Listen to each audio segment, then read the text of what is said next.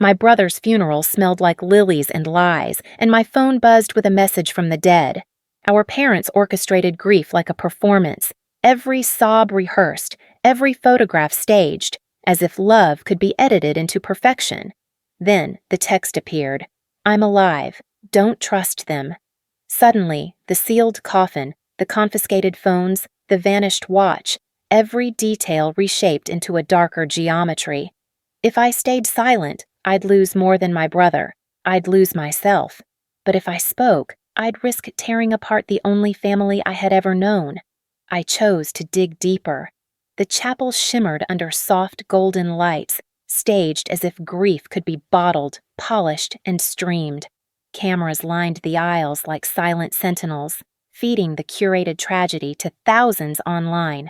Our parents had insisted on broadcasting the funeral, so the world can celebrate Evan's legacy.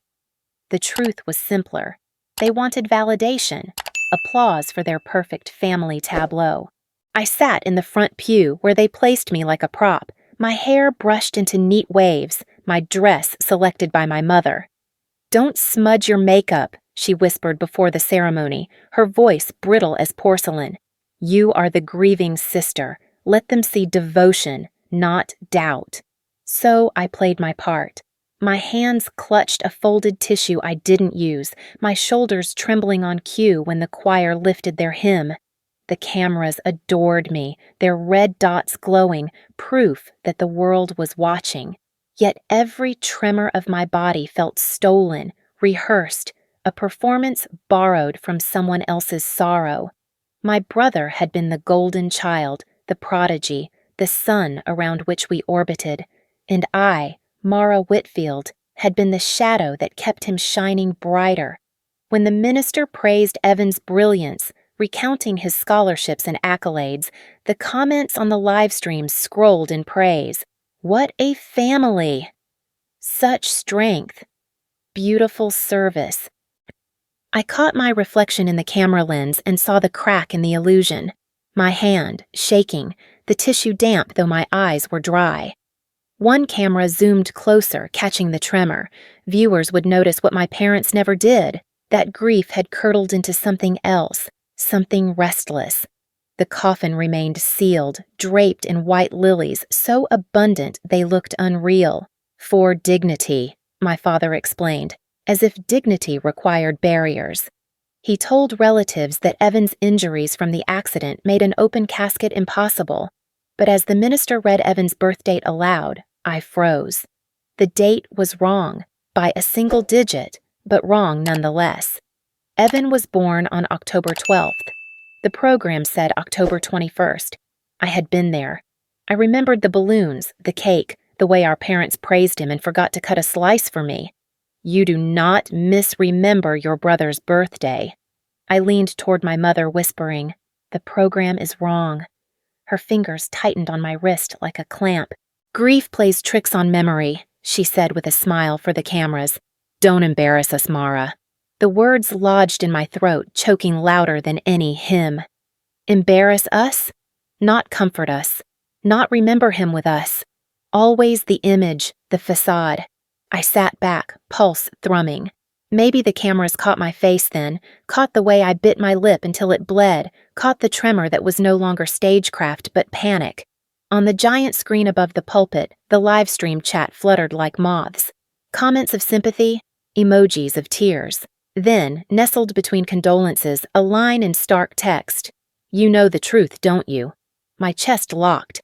I blinked, certain I'd misread, but the comment remained, stark and sharp, before it scrolled upward into the flood. No username I recognized, no follow-up message, just that sentence, pointed like a blade. I told myself it was coincidence, a troll perhaps, someone seeking attention in a sea of mourners. Yet the words clung, sticky, refusing to leave. "You know the truth." Did I? Was it the wrong date? The sealed coffin? My brother's watch, missing from his wrist? The choir swelled, voices lifting into a hymn about eternal rest. My father placed a hand on my shoulder for the cameras, a gesture rehearsed and hollow. I sat still, every muscle taut, while inside me questions rattled louder than the organ's chords. If Evan was truly gone, why did grief feel staged, choreographed, mechanical? Why did my parents beam at donors after the service, shaking hands, thanking them for celebrating our son's legacy, as if it were a gala, not a burial? Why did the world believe this performance, while I sat trapped inside the script, certain something was rotting behind the gold veneer? My gaze drifted to the coffin. The lilies smelled sweet, cloying, suffocating. Their scent clung to my lungs, masking the truth. I imagined opening that box, tearing through the flowers, exposing what lay within, or what did not. The thought scared me, thrilled me, set my pulse racing. As the hymn ended, the camera nearest me shifted focus, and for a brief second the lens magnified my hand, shaking, restless, unwilling to obey. Thousands of strangers saw it. My parents did not. The coffin remained closed. The comment remained lodged in my mind. My mother's grip still bruised my wrist. And somewhere beneath the curated sorrow, a voice inside me whispered, "Something here is wrong." The morning after the funeral, the internet buzzed louder than the church organ had. Clips of the service had been sliced, rearranged, and re-uploaded by accounts with family ties. One showed me sitting rigid while my parents wept, spliced to make me look cold, indifferent.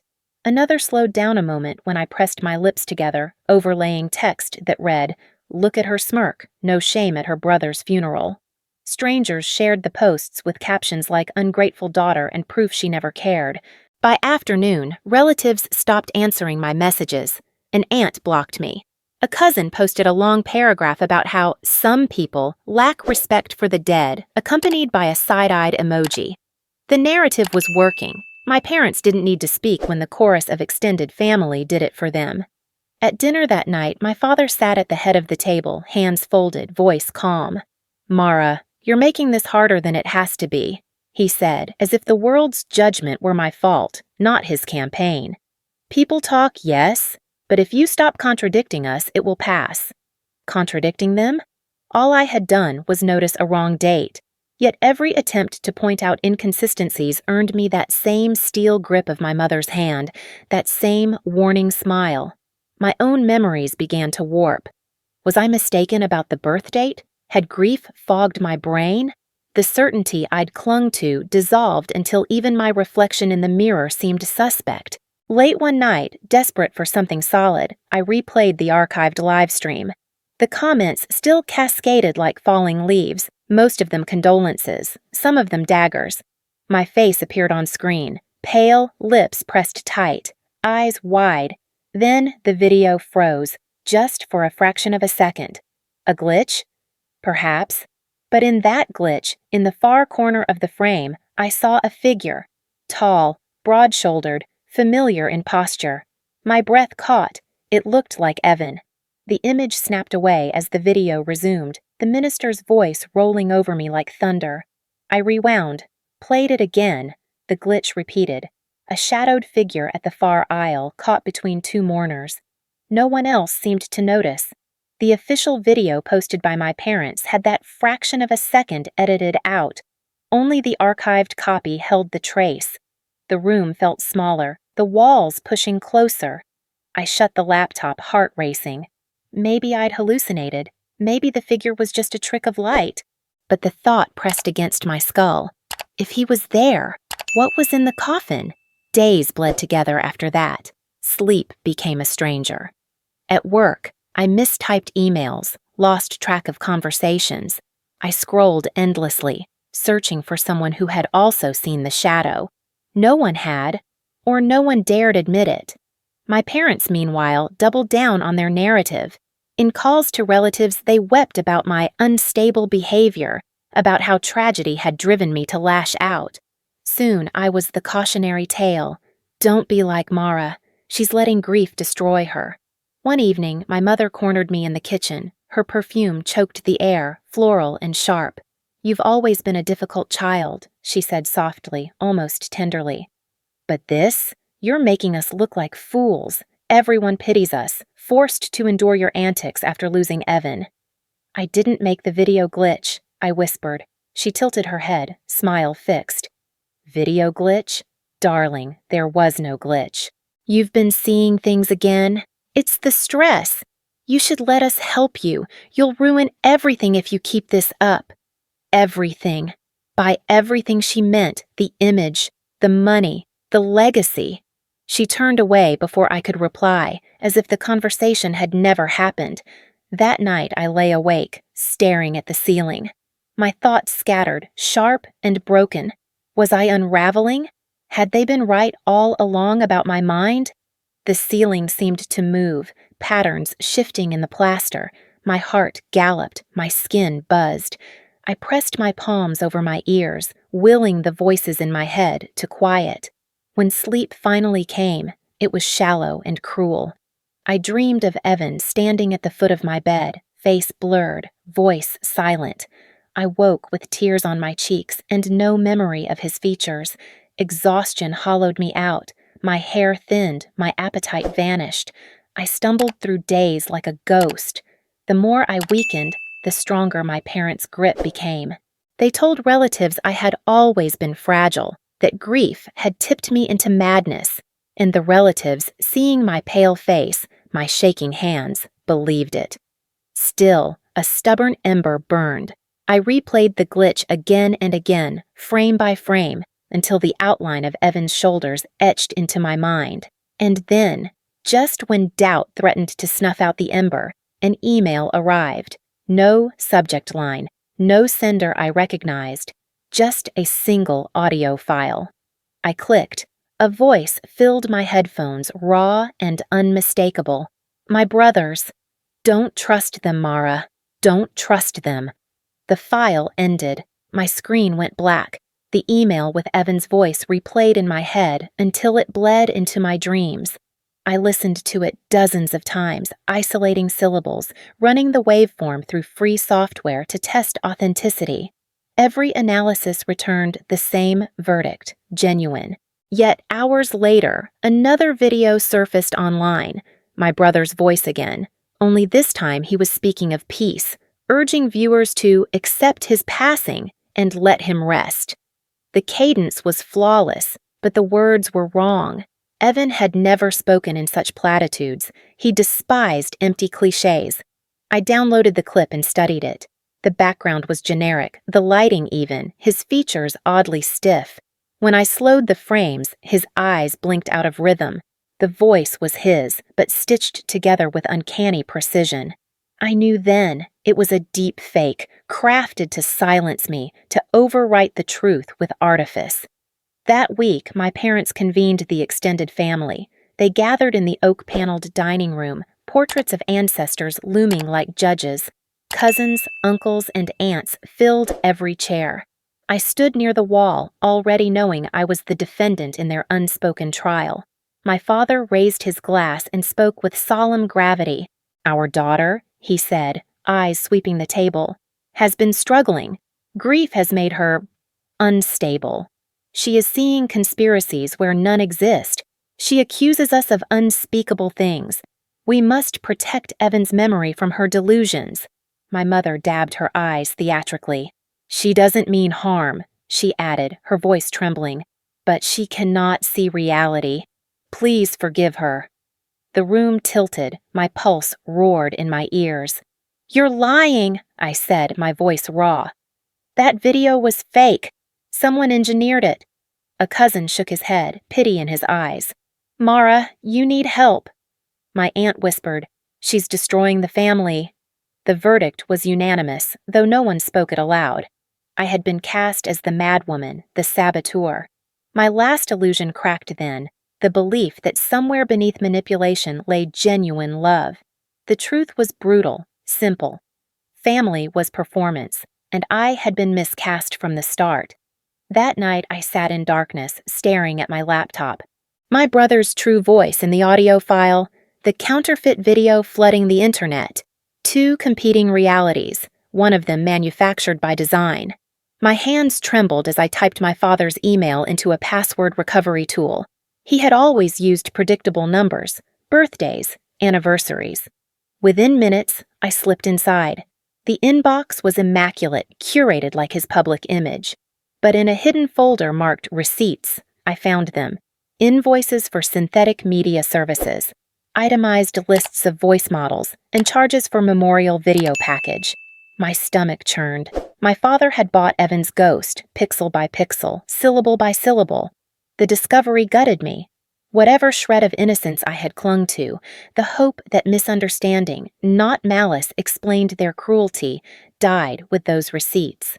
They hadn't lost a son. They had manufactured a death, engineered grief for profit and power. For days I spiraled. Sleep slipped away entirely. My reflection became a stranger. Hollow cheeks, eyes rimmed red. I stopped answering calls, fearing my phone was tapped. When I checked my bank account, I found transactions frozen, access denied. A notice read, suspended for verification. My father controlled the trustee accounts. He had tightened the noose. The phone rang once more. Unknown number. I answered, desperate. Silence. Then a click. Someone listening. I hurled the device across the room. Isolation became complete. Friends I had leaned on stopped replying. One messaged me once.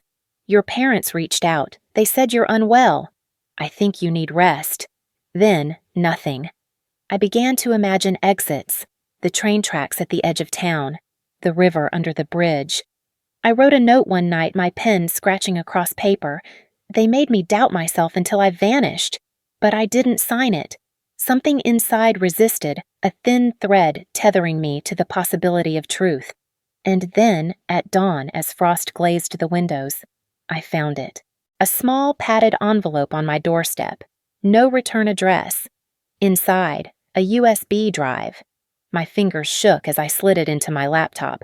The file opened to grainy footage, fluorescent lights, peeling paint, metal beds bolted to the floor, a rehab facility, anonymous and sterile. And there, sitting hunched in a chair, eyes downcast, was Evan, alive. He lifted his head toward the unseen camera. The sound was faint but unmistakable. His voice, not synthesized, not staged. If you're watching this, don't believe them. The screen froze on his face, blurred but real. I sat in the glow of the monitor, breath shallow, heart slamming, the note I had written crumpled in my lap. For the first time, despair fractured into something sharper. Proof. The footage on the USB looped until I could recite the angle of Evan's shoulders, the tired slope of his neck. He was alive, hidden and stripped of his voice. The lies of my parents fell into alignment like poisoned dominoes, the sealed casket, the doctored birth date, the deepfake memorial, the concern about my mental health. They hadn't buried my brother. They had buried the truth. For the first time in months, clarity cut through the fog. My grief had been an engineered weapon turned against me, sharpened by their whispers, polished by their control. I was not insane. I was not mistaken. I had been gaslit into doubting the ground under my feet. Anger bloomed where despair had nested. Not the wild rage that burns fast and leaves ash, but a steady, smoldering fury that could build and endure. I spent nights reading, consuming everything I could about narcissistic family systems and gaslighting. Each paragraph felt like a page from my own life. The cycle of idealization and devaluation, the scapegoat child forced into silence. It was textbook, almost banal in its cruelty. Yet what was theory for others was survival for me. I began to journal again, but this time not to mourn. I mapped patterns. My father's alternating praise and punishment, my mother's theatrical tears, the way extended relatives parroted their scripts. When I read back my notes, I saw the design clearly, a web they had spun for decades. For the first time, I wasn't tangled. I was observing from outside, and then a message arrived. My phone buzzed at midnight, the screen lighting the dark. An unknown number again, but the words were different. They want to deal with you next. Don't go home. I read it 3 times, pulse hammering. Evan's warning. It was him or someone protecting him. Either way, the message was true. The trap was widening. Resolve hardened in me. I was done performing. I was done surviving on their terms. If they had turned me into the villain of their story, I would write a new script. I opened a folder on my laptop and began assembling the arsenal. The invoices for synthetic media, screenshots of edited bank accounts, the freeze-frame glitch from the live stream, and now, the USB footage. Each file was a shard of glass, dangerous alone but devastating when pieced together. But evidence meant nothing without allies. I made calls, carefully chosen. Andrea, my former roommate and now a probate lawyer, answered on the second ring. Her voice was calm, grounding. "Send me what you have," she said without hesitation. "And don't talk to them directly anymore. We'll build this case properly." Next, I contacted an independent journalist I trusted, someone unafraid of lawsuits or polished reputations. I sent her the deepfake video alongside the USB footage. Within minutes, she replied, "This is huge. We'll fact-check every pixel. Don't disappear on me." Finally, I reached out to the rehab facility. At first, the receptionist stonewalled, but persistence cracked the surface. A nurse, weary but compassionate, whispered to me off record, "Yes, Evan had been admitted. Yes, his stay was unusual." No, she couldn't explain the pressure she felt from outside parties. Her voice shook, but she promised to talk again. With each confirmation, the weight on my chest eased, replaced by armor. I wasn't alone. My evidence had witnesses. My story had context. Still, fear threaded through my determination. My parents were not reckless. They played long games, polished their lies with meticulous care. They would not surrender easily. And I was right. While cataloging files one evening, I stumbled across a document buried deep in the shared drive of my father's account, a legal petition, drafted but unsigned, requesting guardianship over me. The rationale: severe psychological decline due to bereavement, posing risk to self and others. Attached were fabricated evaluations, signed by doctors I'd never met. The realization landed like ice. They weren't just trying to discredit me publicly. They were preparing to erase me legally, to lock me away in a psychiatric facility, just as they had hidden Evan in rehab. With guardianship, they would control everything: my finances, my testimony, even my body. The room spun. My hands gripped the desk, knuckles white. They wanted me gone, not dead exactly, but vanished, institutionalized, silenced forever. For a moment, terror threatened to unravel me, but then I remembered Evan's voice. Don't trust them. The warning wasn't despair. It was a call to arms. I saved the petition into my evidence folder, labeling it with shaking fingers. They planned this. Proof not just of fraud, but of premeditated erasure. My fury sharpened into strategy. They had built their empire on illusion, but I had learned their tricks. This time, I would turn the mirrors back on them. Somewhere beyond the glow of my screen, I could feel them tightening the net. But I was no longer prey. I was preparing the fire. The anniversary memorial was supposed to be another carefully staged production, polished for public consumption. My parents booked the largest hall in the city, decorated it with gold-draped curtains and framed photographs of Evan. The event was live-streamed to thousands, just like the funeral. It was meant to be their encore, the grand closing act of their illusion. But this time, I had the script. When my turn came to speak, I walked to the podium, heart pounding like a war drum. My mother's smile was wide, brittle, as if daring me to misstep. My father's eyes glittered with warning. Cameras tracked me, waiting for tears and platitudes. Instead, I opened my laptop and connected it to the projector. The first file appeared on the massive screen behind me. Invoices for synthetic media services. The receipts I had pulled from my father's email. The audience stirred, whispers rippling like fire through dry grass. "This," I said, voice trembling but clear, "is what my parents purchased after Evan's so-called accident. Not funeral costs, not counseling, deepfake services, a digital resurrection." Gasps punctured the air. My father rose halfway from his chair, but I advanced to the next file before he could speak. The infamous deepfake video played. Evan's face too smooth, his voice stitched from scraps. Then I showed the raw analysis, irregular blinks, AI markers, the breakdown of falsity. "This is not my brother," I told the crowd. "This is an invention. And they tried to convince you it was real." My mother clutched her pearls, her tears arriving on cue. "She's lying," she said, her voice carrying. "She's sick. Then explain this." I clicked again. The USB footage filled the screen. Evan in the rehab facility, hunched but breathing, his voice whispering, "Don't believe them." The room fractured. Gasps turned to shouts. People rose from their seats, some crying, some filming on their phones. My parents froze, cornered in their own theater. "I will no longer be your scapegoat," I declared, my voice shaking the hall. "I will no longer protect your lies. Today, I cut every tie to this family. You will not control me. You will not silence me. Not anymore." The cameras caught every word. Thousands watched live as I severed myself from the bloodline that had enslaved me. But my father was not finished. He strode to the podium, pulling a folder from his briefcase. "You see?" he thundered, voice cracking with rehearsed outrage. "She fabricates stories because she is unwell. I have the documents here, medical proof. Evan is gone, and she cannot accept it." He spread the papers on the podium. At the top, bold letters, "Certificate of Death." Below, attached medical reports, signatures of doctors I had never met. He held them up for the cameras. "Official records," he said. "You cannot argue with records." For a moment, doubt rippled through the room.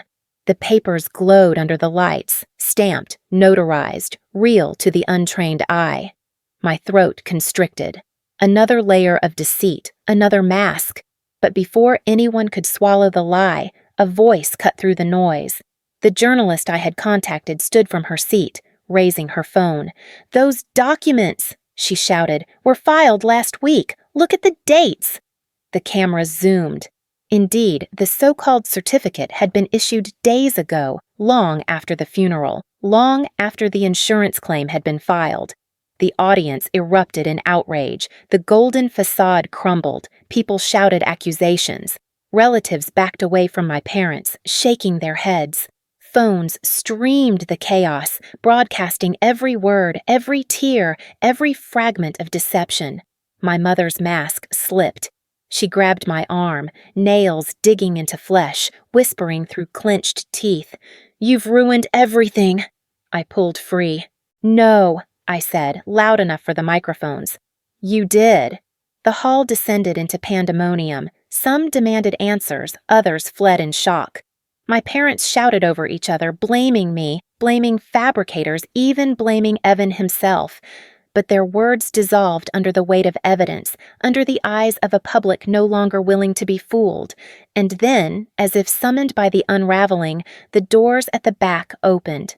2 uniformed officers entered, their presence cutting the chaos into silence. One officer raised a hand. "We are here under official orders," he said, his voice steady. "There is an active investigation into insurance fraud and falsification of medical records. We will need to speak with Mr. and Mrs. Whitfield immediately." Cameras swung, capturing the image. My parents, pale and cornered, the facade shattered around them. The audience erupted again, not with grief this time, but with the roar of justice approaching. The fallout arrived quickly, faster than I had dared imagine. Within 48 hours, investigators froze my parents' accounts, seizing records from banks and insurance companies. Their lawyers issued frantic statements, but every denial unraveled under the weight of documents and footage already public. For the first time, the power they wielded, the charm, the intimidation, the curated image, was stripped away. What remained was fragile and foul, a hollow empire collapsing under its own rot. Relatives who had once whispered against me began to call. A cousin apologized in halting words. "We believed them. We thought you'd lost your mind. I'm sorry." Others confessed they had noticed cracks but were too afraid to question. Their voices shook as they admitted their complicity. And though I did not forgive them fully, I recognized their awakening as part of the wreckage my parents had left behind. The family fractured like glass. Those who once clustered around my parents for protection or profit now scattered. Some retreated into silence, others clung to the last scraps of denial. But the network of control was gone. Without Evan as the golden son, without me as the scapegoat, without an audience to applaud their theater, my parents had nothing left to manipulate. For me, vindication came not as triumph, but as stillness. Articles appeared online, headlines naming the fraud, the deception, the investigation. My name, once smeared as unstable, now appeared beside words like whistleblower and survivor. Strangers messaged me with thanks, with stories of their own families fractured by lies. The shame I had carried for years loosened, though it did not vanish. Vindication was not erasure. The scars remained, but now they told a story I could claim. One evening, as I sat in the quiet of my apartment, my inbox chimed. The sender was hidden, but the words were unmistakable. "We're free now." But they haven't stopped. Be careful. Evan, alive, watching, warning. Relief mingled with dread. Freedom was not final. Danger lingered in shadows. My parents still breathed, and as long as they did, the possibility of another scheme remained. I closed the laptop, pressing my palms together. Fear still lived in me, but it no longer ruled me. I had survived the worst of their labyrinth, and I had walked out whole enough to keep moving. The weeks that followed became a reconstruction. I cut ties cleanly, not with rage, but with clarity. No more answering calls, no more responding to messages designed to bait me back. I filed formal protections with my attorney, ensuring guardianship claims could never surface again. I opened a new bank account under my name alone. Every step was a stitch in a new identity, one not tethered to their approval. I built a chosen family, slowly and carefully. Andrea, the lawyer who had stood by me, became more than an ally. She became kin. The journalist who had risked credibility to publish the truth checked in often, her voice steady, reminding me that integrity still existed. Even the nurse from the rehab center, once trembling in secrecy, reached out again, her compassion unshaken. These people, unrelated by blood, gave me more safety than my parents ever had. Eventually, I began to speak, not on live streams or public stages, but in small, anonymous circles. Survivors of toxic families gathered in community centers, church basements, online forums. I told my story not as spectacle, but as testimony. I spoke of gaslighting, of scapegoating, of how illusions rot the soul. Each time I shared, I saw recognition in the eyes around me. They had lived different versions of the same script. My pain became more than mine. It became a lantern in the dark. Catharsis was not a burst of light, but a gradual unfolding. The grief still visited me, especially in dreams, but it no longer dictated the daylight. My rage burned, but it guided me now, clean and sharp. I was not healed completely, but I was healing, and that distinction mattered. Still, in quiet moments, the ghost of my parents lingered. A glance at a shadow on the street, a withheld number calling at midnight, the possibility that their reach might extend again. I carried that uncertainty like a scar, not open, but never gone. Yet even in that uncertainty, I chose freedom. I chose to run at dawn, to breathe air untainted by lilies and lies. I chose to write my own name without apology. I chose to live with scars visible, not hidden. The story ended not with their downfall, not even with Evan's return, but with me reclaiming myself. That was the justice I had long been denied. And somewhere, perhaps watching from behind another veil of deception, my parents knew the truth too. The daughter they had tried to erase was not only alive, but unbroken.